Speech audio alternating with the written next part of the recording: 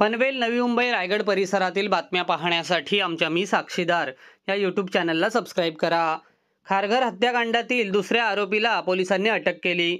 खारघर येथे ओव्हरटेक करण्याच्या वादातून एका दुचाकीस्वाराची हत्या झाल्याची धक्कादायक घटना घडल्याचे उघड झाले होते. या प्रकरणी फरार असलेल्या दुसऱ्या आरोपीच्या मुसके आवळण्यात पोलिसांना यश आले. फरार आरोपीला बांद्रा येथून पोलिसांनी अटक केली. फैजान शेख असे या आरोपीचे नाव आहे.